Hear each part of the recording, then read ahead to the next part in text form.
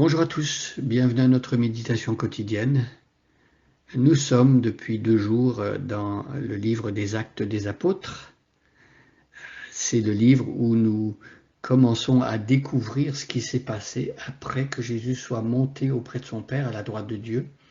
Comment les apôtres de Jésus-Christ, parce qu'ils ont été enseignés par Jésus pendant 40 jours et 3 ans auparavant, parce qu'ils ont reçu le Saint-Esprit, comment les apôtres ont pu commencer à accomplir la mission que Jésus leur a confiée, et comment cette Église va progresser, elle va grandir, il y aura des nouvelles personnes qui vont s'ajouter, et comment l'Église va faire face parfois à des désaccords, à des conflits.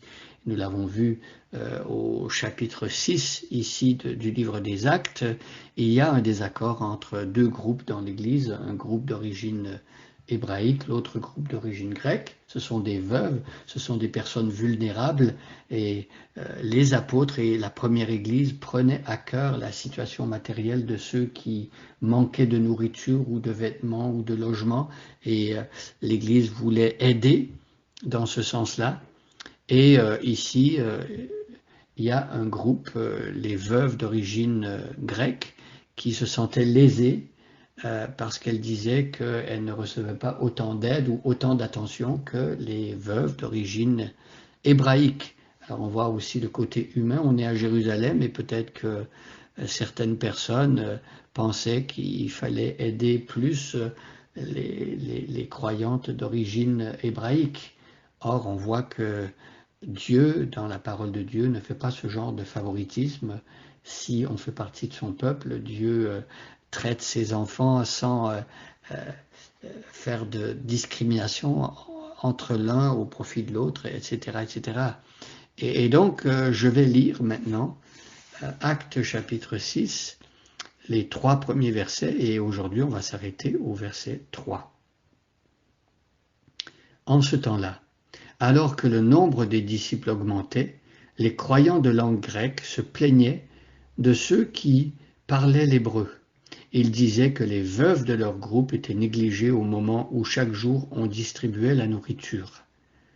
Les 12 apôtres réunirent alors l'ensemble des disciples et leur dirent « Il ne serait pas juste que nous cessions de prêcher la parole de Dieu pour nous occuper des repas. » Et là aujourd'hui, nous allons regarder le verset 3. « C'est pourquoi, frères, choisissez parmi vous 7 hommes de bonne réputation, remplis du Saint-Esprit et de sagesse, et nous les chargerons de ce travail. » Voilà, les apôtres ont été inspirés par Dieu, ils ont reçu de Dieu les instructions à transmettre aux disciples et afin qu'il y ait une solution, une résolution au problème. C'est pourquoi, frères, choisissez-vous 7 hommes de bonne réputation. Alors, premier critère, pour que ces personnes soient choisies pour servir aux tables, pour s'occuper, régler le conflit, s'occuper de ceux qui avaient besoin de la nourriture, et en particulier pour ces veuves, choisir des personnes d'abord qui avaient une bonne réputation. Il ne fallait pas que ce soit des personnes de qui on pourrait trouver toutes sortes de travers et qui auraient une mauvaise réputation que l'on pourrait critiquer et que même les gens à l'extérieur de l'Église pourraient dénigrer parce que voilà, ce sont des voleurs, ce sont des menteurs, ce sont des ivrognes ou peu importe. Il fallait que ceux qui soient choisis à ce moment-là soient de bonne réputation et qu'ils soient remplis du Saint-Esprit. Alors, qu'est-ce que ça veut dire cela ? En fait, tout croyant a le Saint-Esprit quand il se convertit. Mais il y a une chose qui se passe par rapport au Saint-Esprit. Le Saint-Esprit qui est en nous et qui nous habite, nous devenons le temple du Saint-Esprit quand on devient chrétien. Il n'y a pas de chrétien qui n'a pas reçu le Saint-Esprit. Mais ce qui peut se passer par contre, c'est que le Saint-Esprit peut être attristé en nous. Quand nous péchons, quand nous désobéissons à Dieu, quand nous manquons d'amour, quand nous ne voulons pas pardonner, ou il y a toutes sortes de raisons qui font que le Saint-Esprit peut être attristé en nous. Et donc, lorsque le Saint-Esprit est attristé, eh bien nous ne sommes plus remplis de ce Saint-Esprit. C'est comme si on mettait un couvercle et on empêchait d'une certaine manière au Saint-Esprit de produire ses fruits et de faire son œuvre en nous qui nous permettrait d'être de bons témoins et qui nous permettrait d'être une lumière.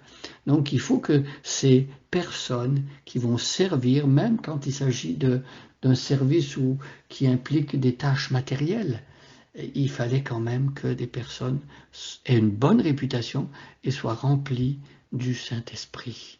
Remplies du Saint-Esprit et de sagesse. Alors c'est vrai que avec le Saint-Esprit vient la sagesse. L'apôtre Paul va dire à Timothée, qui était timide, ce n'est pas un esprit de timidité que Dieu nous a donné, mais un esprit de force, d'amour et de sagesse. Là où il y a le Saint-Esprit, il y a la sagesse de Dieu. Et donc il fallait de cette sagesse de Dieu pour pouvoir savoir comment régler certains problèmes, comment régler certains différends. Alors avec la sagesse de Dieu, on peut voir de quelle manière il faut agir pour l'un ou pour l'autre, ou reprendre parfois avec douceur ou avec fermeté, conduire chacun et chacune dans la vérité de la parole de Dieu. Donc, ceux qui allaient être choisis devaient être au nombre de 7. Le nombre 7 dans la Bible, c'est un symbole de plénitude, on va dire. Donc, 7 diacres, parce que c'est ici l'instauration ou l'établissement du ministère de diacre, la diaconie voit le jour d'une certaine manière dans ce chapitre. On a ici ce qu'on pourrait appeler les premiers diacres, qui sont des serviteurs par excellence dans l'Église, et on voit que ce genre de personne doit être donc rempli du Saint-Esprit, de sagesse, et avoir une bonne réputation. Et donc, la fin du verset 3 nous dit que ce choix va permettre à ces personnes de remplir cette fonction, d'avoir cette charge de travail, de s'occuper des personnes dans l'Église et de veiller à ce que les conflits soient réglés. Eh bien, nous allons voir dans la suite du passage quelles sont ces personnes qui ont été choisies, et nous allons pouvoir les suivre dans le reste du livre des Actes des Apôtres.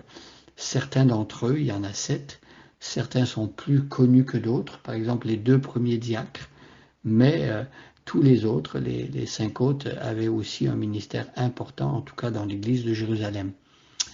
Priez, si vous êtes dans une église, pour ceux qui sont diacres dans l'église, ceux qui servent, qui sont des serviteurs par excellence, et demandez à Dieu de vous donner aussi ce caractère de serviteur et d'être un serviteur aussi par excellence. Demandez au Seigneur aussi de vous remplir de son Saint-Esprit, de sagesse.